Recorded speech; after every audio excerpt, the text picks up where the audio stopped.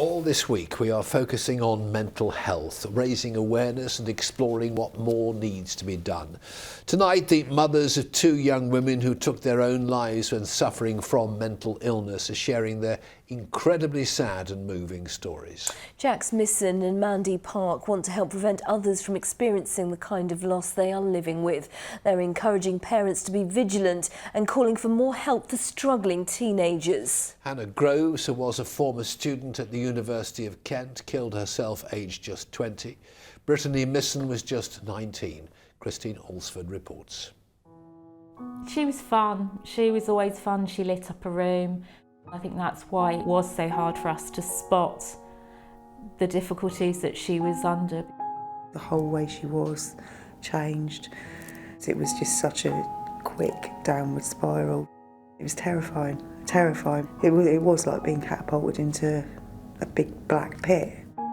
Brittany Misson and Hannah Groves were both vibrant young women with their whole lives ahead of them.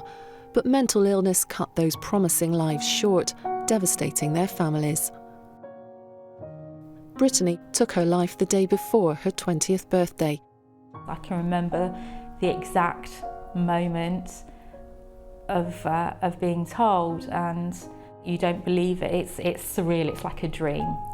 There's no way that you can even begin to imagine how it feels. Her family had no idea she was unwell or contemplating suicide. I think it's really dangerous to assume because you're a close family or a loving family that your child is going to be okay. We do miss signs because we don't want to see them. I think for me, looking back now, I probably should have seen those signs. I should have taken them more seriously. Her mum thinks small things that might easily be confused with typical teenage behaviour can be clues to the onset of depression and mental illness issues. There's a really fine line between someone depressed and somebody that's just a teenager. If your child is becoming more tired, more apathetic, losing interest in things, perhaps those things can all be looked into. Perhaps it's being a little bit more vigilant, a little bit more observant, I guess. Brittany's family are now involved in running a charity called the Red Lipstick Foundation, named in memory of their daughter's trademark makeup. It helps families bereaved by suicide and is involved in prevention.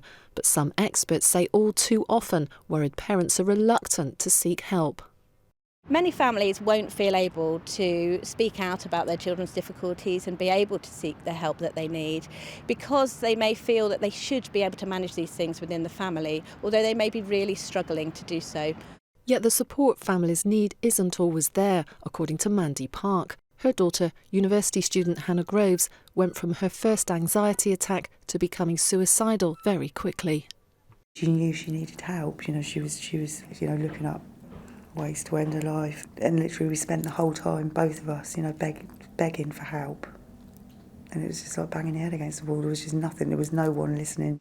Now a campaigner, Mandy Park says mental health concerns mustn't be downplayed. It just needs to be a case of listen, and it's not just young people aren't listened to it. I don't think they are listened to enough. It's throwaway comments, snap out of it. It's just good that we get a message out there that mental illness it's an illness the same as physical illness.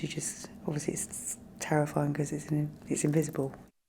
These parents say letting your child know they can talk to you or someone else they trust is key, and better understanding and improved funding might just help prevent future tragedies.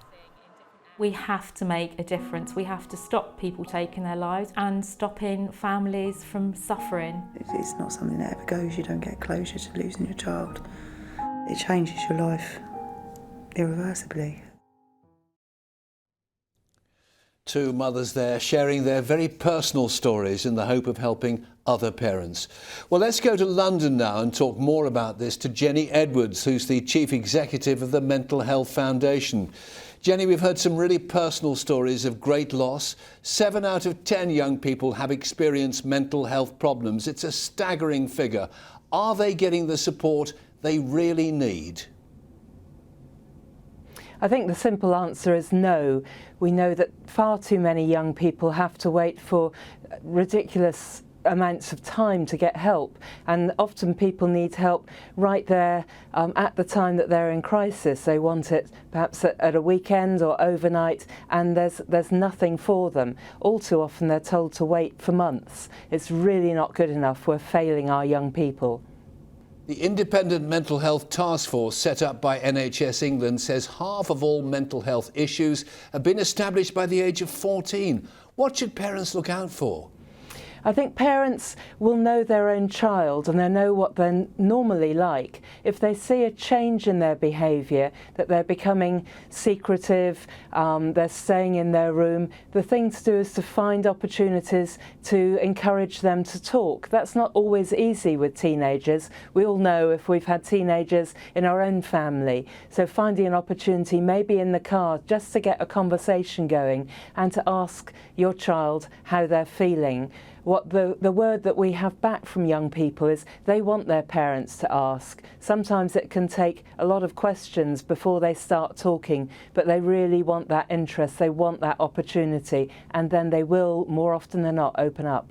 It's the general election campaign, of course. Lots of promises from candidates about extra funding in the coming years. Briefly, what's your message to the new government, whoever they are, on June the 9th?